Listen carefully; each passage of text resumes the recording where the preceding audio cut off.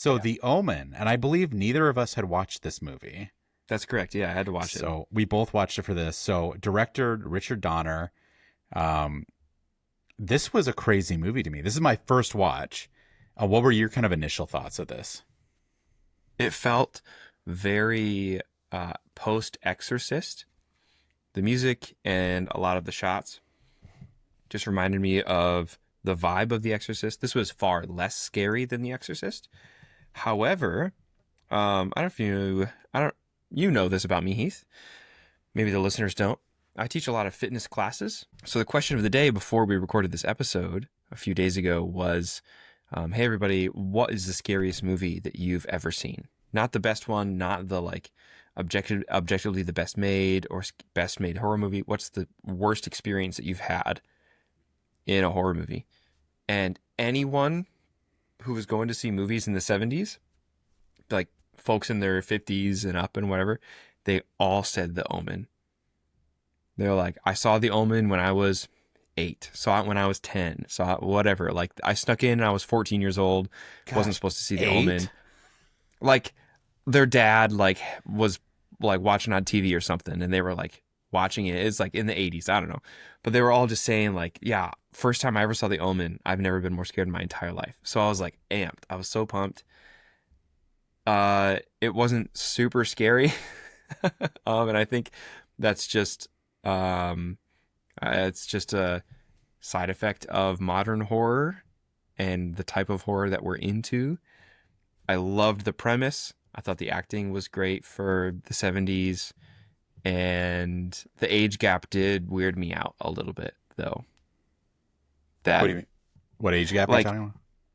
so Robert and Catherine are like 25 years apart. He's in his 60s when they're filming this Oh, movie. the mom and the dad. He's Yeah, he's like 60, I forget, it's like 63 or something like that, and she's like right on 40, 39 or 40. And I was like, that weirds me out. I don't know. Hmm. Like a 60-year-old man having a baby, Or supposedly. but Um, supposedly.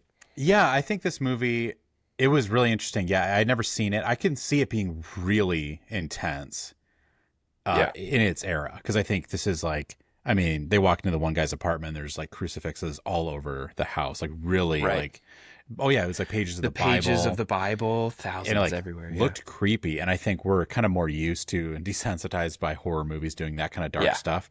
Um, it was eerie. I watched it by myself, and no joke, when I was watching it in my basement, one of my kids' toys goes off, and it was Oh, like da da da da da da da. It was like, and it's like a motion activated toy, and I was just like, ooh. there's something in my basement. There's something here with me. Time to skip forward to 1977. Star Wars. Hey. um, I did. What was your favorite, like maybe a standout moment from The Omen? Man, there was a lot. I feel the whole premise is this, like the baby swapped at birth, and it seems to be, this kid seems to be evil, and the whole thing is like, is he actually evil? Is it all the stuff around it? I think standout moments, I mean, the dog, there was always that dog kind of Yeah. like guarding the Yeah. boy. And I Mhm. think something that really was unnerving is just the fact that the child's like new nanny Yeah. was evil. And it's like you seem that as like the protective part. Um, and I think it was a very well written movie. Just the idea too that they all were told their fates. And it was very, I see so many branches off this movie, because I was Yeah, like, totally. oh, this is totally like the seeing your fate before it happens and trying to stop it. Like that's totally probably where the idea for Final Destination movies came from, Oh, yeah, that's a you good point. know, and like all the trapping of the haunting. It's like, I can see like where like the Conjuring movies pulled inspiration, like all these little things Yeah. that are like, oh, they already existed. And there's a lot of stuff. It's not like, The Walking Dead to 28 Days Later, like we just talked about. It's not that direct, Yeah. but it's just, you see these different elements. But yeah, so I think there was a lot of those kind of standout moments. I mean, probably the most thing that'll stick with me is the kid's smile at the end of the Oh, movie. yes. Just unsettling. And it's just like, Ugh. yeah. So I don't know if I would recommend this movie, but I think it was a very well done movie. Totally makes sense why it made a bunch of Yeah. money. And I think this movie too it's one of those months that maybe this is just not my circles, but I feel like me and you are big horror guys, and Yeah. I just haven't heard that many people talk about The Omen. Yeah.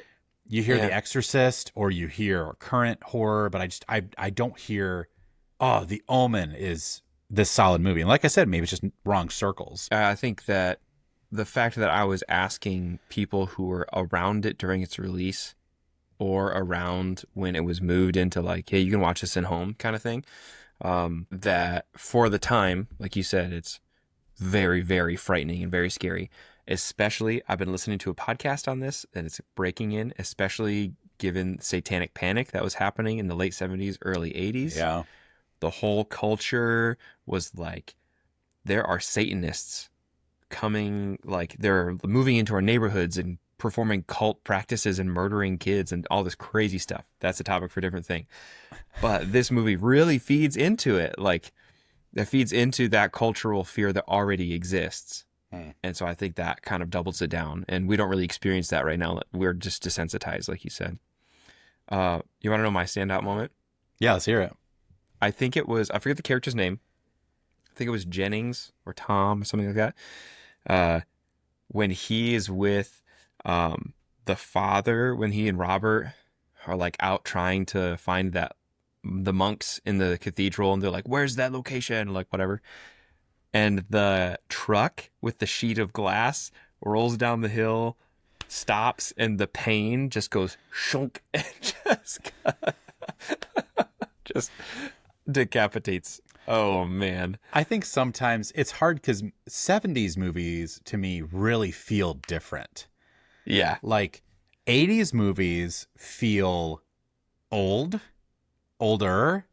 but Yeah. 70s movies have such a different feel to them. Oh, yeah, totally. Like even like the haze, like you can spot like one frame and you can tell it's this in the 70s, Yeah. I think sometimes good movies, they'll just pull you in with a story, but then certain moments will remind you of the era, special effects Yes. shots. Like That one- a dummy Yeah. who's just standing there with stiff arms and legs and just gunk, Yeah, and the head's just gone. just tumbling. Also, that was the big shock moment for me for that whole movie. I was like, whoa. yeah. Which that was a funny part too, because it did feel milked for way longer. Like Yeah, good he slow thinks- motion.